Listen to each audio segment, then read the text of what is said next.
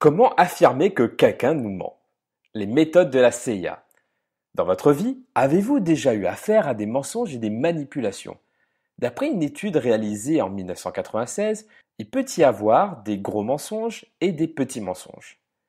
Ces chercheurs ont étudié la fréquence des mensonges. Pour cela, 77 participants, des étudiants, devaient écrire un journal intime de leurs mensonges pendant toute une semaine. Dans ce journal, ils devaient y inscrire chacun de leurs mensonges, qu'il s'agisse de petits mensonges ou de gros mensonges. L'important ici était que les participants soient conscients de leurs mensonges et qu'ils les inscrivent sur papier. Quels en ont été les résultats? Eh bien, ils ont inscrit en moyenne 2 mensonges par jour.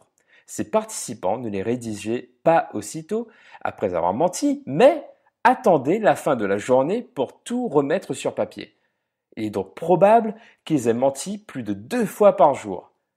Et ce qui veut dire que chacun d'entre nous ment au moins 2 fois par jour et que l'on est victime de mensonges aussi quotidiennement. Et cette étude montre surtout que nous sommes incapables de reconnaître les mensonges auxquels nous sommes victimes. L'étude montre aussi que nous ne sommes pas très différents de ces professionnels qui ont l'habitude de travailler avec des menteurs. Ce sont les professionnels tels que les juristes, les avocats, les policiers ou même les psychologues. Et il s'avère que eux non plus ne reconnaissent pas toujours un mensonge. Et pour approfondir cette question, je vous conseille ce livre intitulé Get the Truth de Philip Houston, Michael Floyd et de Susan Carcinero.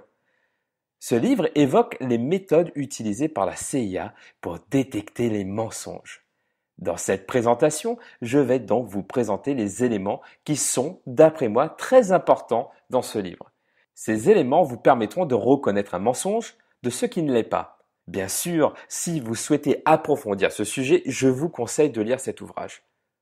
Tout d'abord, la méthodologie repose sur une règle stratégique principale qui est découpée en 2 sous-parties. Ces sous-parties en constituent la colonne vertébrale. La règle stratégique est la suivante. Si vous voulez savoir si quelqu'un vous ment, dans un premier temps, vous devez ignorer son comportement dans sa globalité. Que cela veut dire? En règle générale, la personne qui vous ment va se comporter d'une manière non naturelle. Elle va jouer un jeu. Cette personne va se montrer sous son meilleur jour, un vrai petit ange. Les études montrent que d'observer le comportement, qu'il s'agisse d'un menteur ou non, cela fausse notre évaluation de la personne. Il faut donc ignorer le comportement de la personne que l'on a en face de soi. D'accord, mais comment l'ignorer? Admettons que votre ami vous ait volé votre téléphone portable. Vous lui demandez directement « As-tu volé mon téléphone ?» Sa réponse ne sera pas directe du style « Bien sûr que non ». Sa réponse sera argumentée et construite. « Tu plaisantes? Pourquoi je te l'aurais volé? Nous sommes amis de longue date, comment je pourrais te faire ça ?» Dans ce cas présent, votre ami utilise votre relation comme argument pour cacher ce qu'il a fait de mal. Et d'un point de vue humain, ça a du sens. Si vous recevez une telle réponse de la part d'un ami, vous pourrez trouver cela étrange. Voilà la première règle stratégique. En ce qui concerne les 2 sous-règles, elles sont les suivantes. Le temps qui s'écoule et le groupement. Pour savoir si celui que vous avez en face de vous vous ment, la seconde chose à faire est de bien l'observer les 5 premières secondes juste après lui avoir posé la question « C'est toi qui lui as volé mon téléphone ?» En effet, les auteurs de ce livre ont prouvé que ce sont les 5 premières secondes les plus importantes, car c'est là que la personne va chercher sa réponse. Autre élément à prendre en compte, c'est d'ignorer chaque composante du comportement et de ne pas essayer d'analyser chacun des éléments un à un du style il a un tic, il est agressif ou il est distant. Mais vraiment d'essayer de visualiser 2 comportements de la personne que vous avez en face de vous.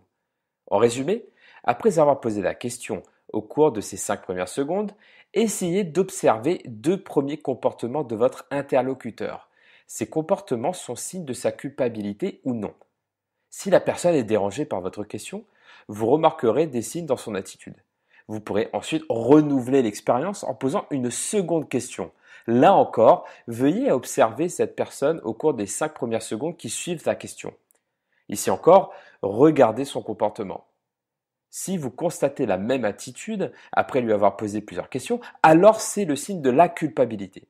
C'est avec cette répétition de questions qui vous permettra d'analyser au mieux la personne. Et en voici toute la méthodologie. Alors veillez vraiment à poser les bonnes questions construites et non pas seulement demander alors tu as volé mon téléphone.